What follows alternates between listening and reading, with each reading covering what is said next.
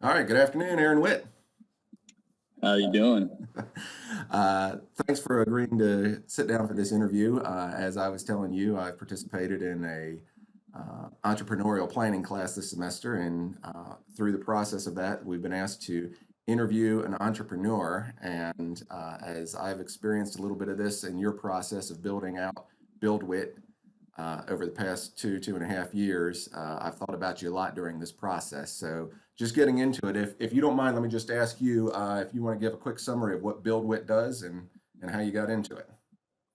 Yeah, we're a marketing agency specifically for heavy construction and mining companies. The blue collar world's struggling to hire people right now, and there's never really been marketing in this industry. A lot of people don't even know construction and mining exist.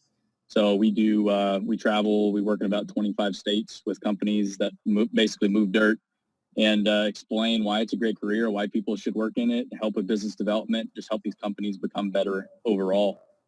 So that's what we do. Started it in 2018. My plan was to start a construction company, but I started sharing pictures from my experiences working for construction companies on the internet. It took off. I got sick of my job, called my dad, told him I quit, and told him I'm moving in with him for a little bit so I don't have to pay rent, and then started it, and 126, here we are. And just to sum that up, what I think I know already on this is from moving in with your dad, I believe you're now planning to relocate what I would consider to be the global headquarters of BuildWit to Nashville, Tennessee from Arizona, correct? The global headquarters. Yeah, I moved to Nashville 2 months ago now. We are working our way through a lease on a new office space that we're going to build out. Really excited, beautiful brick building downtown, and we're starting to consolidate around Nashville. It's just a lot more central since we work just across the United States now. It wasn't really intentional, but it just happened that way. So it's a lot more central than Phoenix, Arizona is. Right. Well, let me ask you this question, Aaron. How did the idea blossom? Where did you cross over from the point of doing work, taking pictures, going out, capturing what you see, as you say, on construction sites, to deciding to turn it into a business? What was the breaking point in making the decision to say, this is a business now? This isn't just me out doing my thing. It was so I just got sick of my job. I was working for a guy, very successful software company. He did great work, but we just had fundamental differences. It was basically a workforce development program in the construction industry. So that's what I was doing. I had my one way of doing it. He had his other way of doing it, and went there, worked there for 4 months, and it just wasn't. He wanted it his way, and I don't like being told what to do. So it was going to end one way or the other. I just one day I was sitting there eating lunch. I think it was like a Tuesday at the office, and I just said, I don't want to be here anymore. And if I don't want to be here anymore, why am I here? And there was no business. There was no business plan. There was no side income. There was nothing. Fortunately, I had a little bit of a savings saved up. I was pretty disciplined through college. I worked all the way through college, got a bunch of scholarships. So I did have some savings to fall back on, and basically put myself in a situation that I had to create a business and create income. So the plan and the business has really just grown out of my experiences, seeing everything and traveling everywhere and being able to talk to people about issues and form ideas. So it wasn't really an idea to begin with. It was really just me saying, I don't want to be here anymore. I don't want to be told what to do anymore. Why don't I just go do this myself? And I've always wanted to start a company. Like I said, I thought I was going to go start a construction company. I was raised around businessmen my entire life. So everybody's dad was somebody like very powerful in the business world. So I just thought that was normal. So for me to quit my job and start a company, it was just normal. I was dealt, I call it, I'm born with a lottery ticket in my hand. So raised in that environment. And then the other blessing was my parents never told me what to do. So they just let me run wild and do whatever I wanted to do. So when I told them I was starting a company, they're like, all right, sounds good. Good luck. So that's where it came from. So the idea and the bigger picture of the business has really evolved in the past 2 years of actually seeing the industry, forcing myself into this situation to just figure it out. Right. How many times would you say in the course, and we'll say since you and I first had our conversation was December of 2018, I believe. So, In that time period, how many times would you say you've changed primary course on what you thought it was going to be from the previous couple of months? It feels like every week. Like I talk to Dan about this all the time. Like we have this genius idea on a Monday, and then the following Monday we're talking about how dumb that idea was. I'm like, wow, that didn't work at all. So let's go in this direction instead. And it's a double-edged sword with our business because we're creating the business model as we go. We're not modeling it on any other business. There's never been marketing done in this industry, period. So there's other marketing companies out there. I disagree with how they do business. I'm not a big fan of marketing companies, which is odd. So we've just had to make it up as we go. And with that, it's so much trial and error and just trying things and making up a business model. And then 3 months later being like, wow, okay, we're just going to tear this entire business model up and go create a whole new business model, which is what we're doing right now. And it's just over an iteration, and just hoping that you don't make a lethal mistake along the way. But we make mistakes all the time and have to change course all the time because we're learning by doing. And with that just comes a lot of errors. Right. So in discussing this and making the decision to make the leap into this group, you mentioned a guy named Dan, and I think you're referring to Dan Briscoe. And Yes. he's from a different generation from you. So, your way of jumping into this is something that we've talked about in this entrepreneurial planning class, that there's barriers to going out and starting your own business. Sometimes it may be there's a tremendous level of comfort. You kind of described that you didn't have that. What kind of a position was Dan coming into to join your organization as he did? I think, was he employee number two? Technically, he's like employee number 4, legally speaking, but yeah, definitely number 2. He was technically my boss on my last company, so he was the vice president of marketing at the software company I worked for. I walked into his office. I said, "Hey Dan, I'm done on Friday, and I'm out of here on Friday. Like I can't even stay here for 2 more weeks because bad things are gonna happen." And he kind of says, "All right, close the door," and he tells me he's on his way out too. And so that's that. We didn't talk much about it, but then a few months later, I got myself into a situation where it was, hey, do you do websites? And I said, I think it was Dylan Stevens. He asked for a website. I'm like, Dylan, absolutely. Boy, do I do websites. And I had no idea how to build a website. So I called Dan, knowing, he was the only marketing person I knew. I still pretty much know. Said, hey, Dan, do you know how to do this? It's like, I think we could figure it out. So for the first year and a half, we kind of worked together.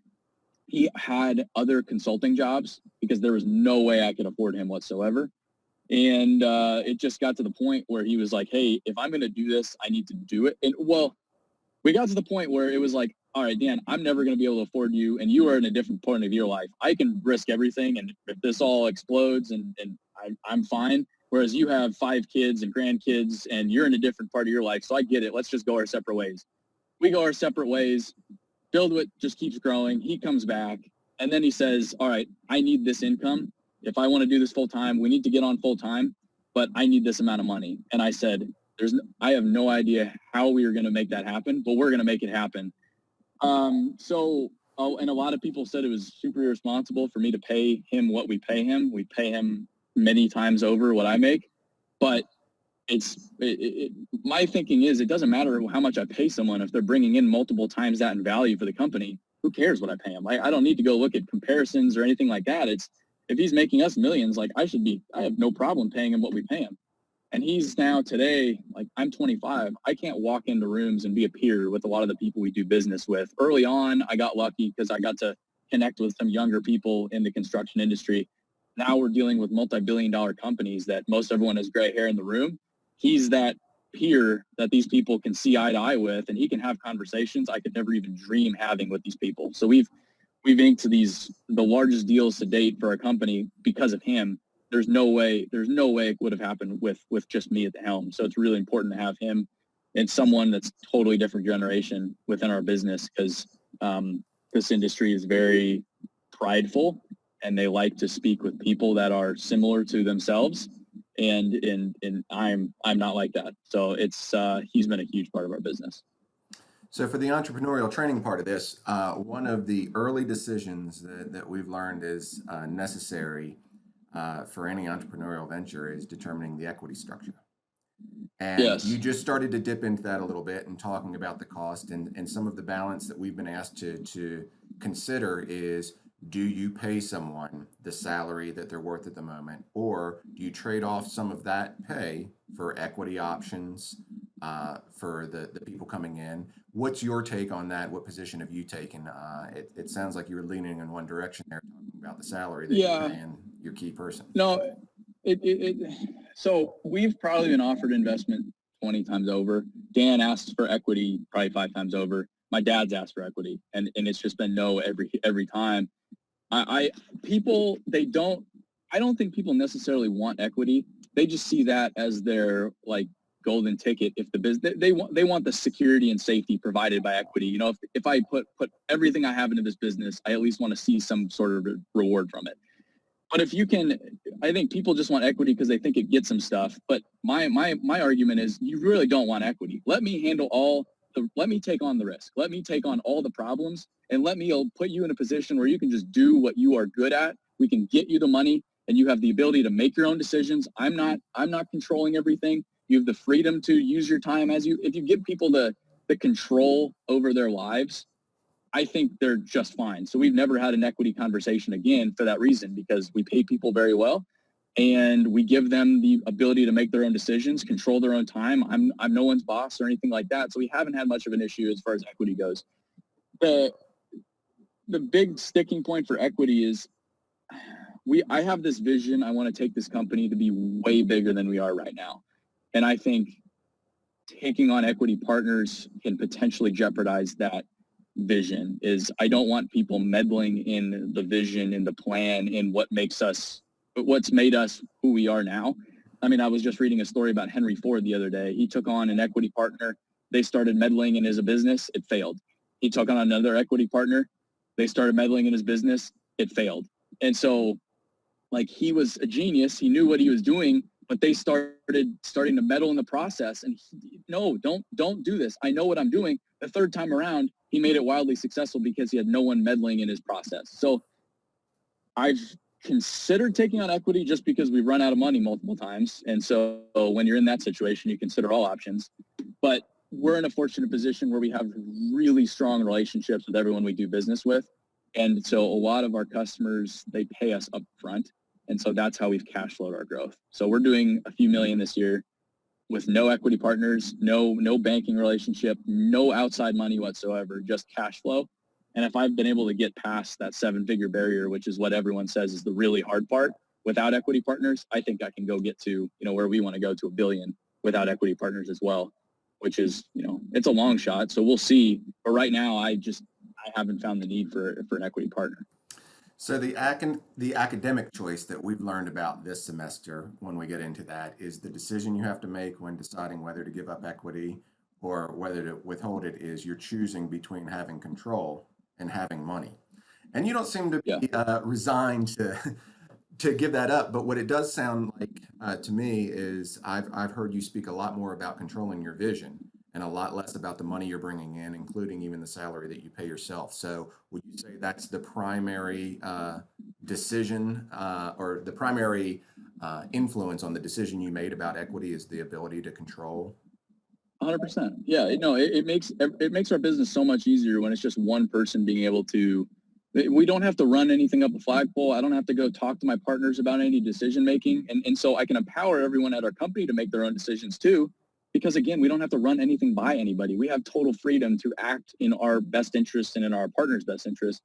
The money thing, it's not even slightly a motivator. I tell our team that all the time. I'm very transparent about it. I say, hey, this is why I have 100% equity. This is why I'm not giving out equity. Maybe we'll do profit sharing down the road. I want to share profits down the road. Like, that's definitely not out of the question.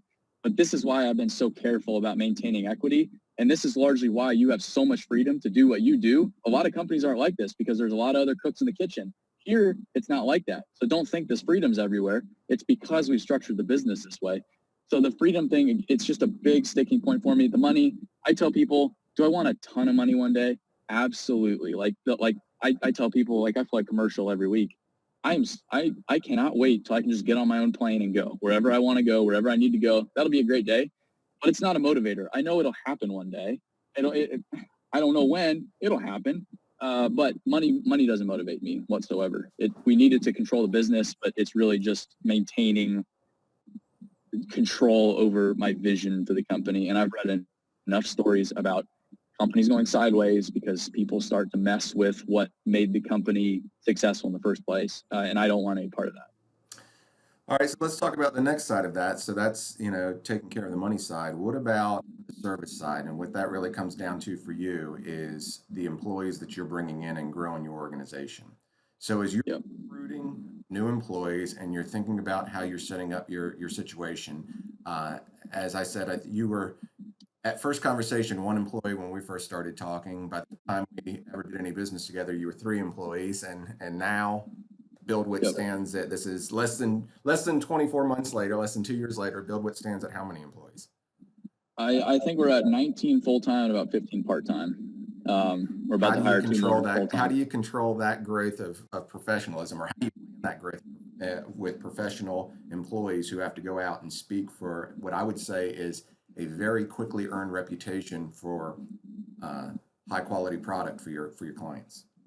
Yeah, the thing is, probably the best thing I've done as a business owner is really sit and think through the mission and the values of our business.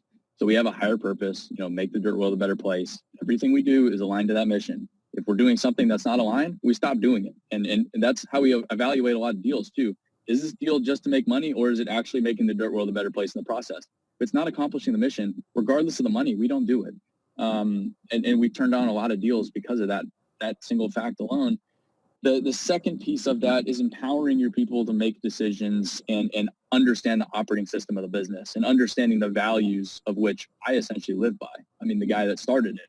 So I've spent the past 12 months really thinking through. We have 9 company values and talking through them and making them unique to our business and living them and leading by example by I have to adhere by these values 24 hours a day, 7 days a week. If I want anyone to live to these as well, create very simple to understand examples, train on them. I talk about them almost daily. Hey, I saw Dan, he was making excellence a habit yesterday. And here's what he did, just pointing out different examples, different people living by our values. And so we've been able to, I think, grow quickly because we have that operating system and we're somewhat decentralized. One of the core values is make decisions with an exclamation point. Make decisions. I want people to make decisions, and it's paired with a Teddy Roosevelt quote, and basically saying, the best thing you can do in a moment of decision is make the right decision. The second best thing you can do is make the wrong decision. The worst thing you can do is make no decision whatsoever. So we've empowered people to, here's our operating system. If you have a decision, just check. There's a value here somewhere, and make your decision in accordance with those values. We'll never have a single problem. If you're doing it in our partner's best interest, you're living to the values. Even if it's the wrong at the end of the day, I'll be behind you 100% of the way. So I think that's how we've done it, and I'm starting to become even more deliberate about our onboarding too, making that. I mean, I really want to spend a solid week with people in the next year, training them on our values, on our culture, how we think about money, how we make decisions, what our mission means, how our partners think, how this industry is structured, what's common terminology, start training them on safety. Even if they're an office, they'll never see a job site. I still want them to have an inherent understanding of safety.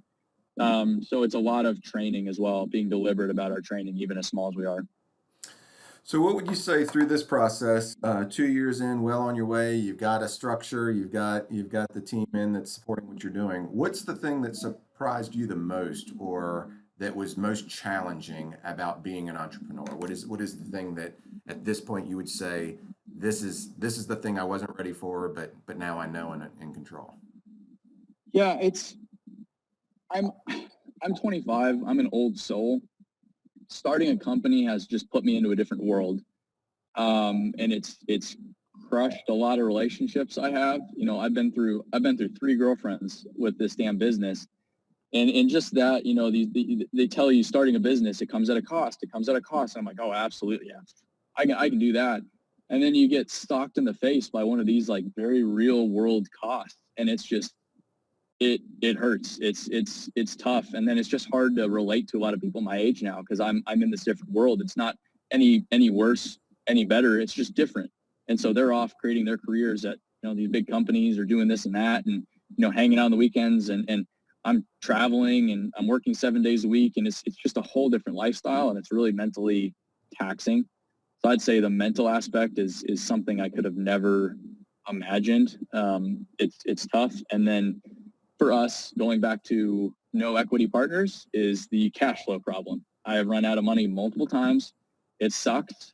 Just watching cash flow, it's really tight a lot of times, especially that when we started hiring people that second year in business. I mean, I didn't understand how dangerous of a situation we were really in until I looked back on it. You know, when I was reviewing our financials, a year, well, let's see where we were a year ago. And it's like, wow. I mean, I was running the company with a few $1,000s in the checking account. Like, I didn't realize at the time how crazy that was. And now it just makes my stomach hurt. We're in a much better place now, but even now it's, we're burning through probably 4 times a month of just money than we were this time last year. We've grown 280% this year. We grew 280% last year. So just growing at that rate without external capital has been also very, very challenging. That's heavy stuff. So on the flip side of that, then, and this will be a good spot to leave us on. What's the best thing about being an entrepreneur and running your own business? What's the thing that is better than you possibly thought it could be? We just had a team call a few hours ago, and I was just listening. Sometimes I really want to talk and really want to lead, and I have all these things on my mind. I'm all excited about stuff, so I'll talk a lot. And then sometimes I just like to listen. And it's cool now. Like, we have 19 people now. So we're starting to really see a culture materialize. And it's just so much fun listening in on this conversation of this group of people that you absolutely love. Like, I just love everybody at the company. And it's just, they're just having fun, going back and forth. And it just put a smile on my face. Like, wow, we're really building something. And like, these people have jobs and support their families because of what we're doing. And so that's probably the most satisfying thing about what I do. And then the other satisfying thing, like I said, a lot of our work is around workforce development. So, some guy will stop me in the field almost every site I go to now. And hey, so great to meet you. I just relocated my family to this state to work for this company because of you guys. And that's crazy too. Not only are we changing the lives of the people we work with, because they saw the stories that you told. Yes, they saw the stories we told on the internet to the millions of people we reach every week, and they said, that's a company I'd love to work for. And they picked up their family a lot of times from one state and moved to a whole other state because of that. And because they're trusting our story that much to make that big of a life change. So that's the other side of it that I could have never imagined. It's just so rewarding. Well, Aaron, I appreciate you taking the time to talk about this today. Aaron Witt with Build Witt. You'll see him flying on his plane someday. So thanks a lot, Hopefully. Aaron. Yeah, Build It Airlines. Thanks.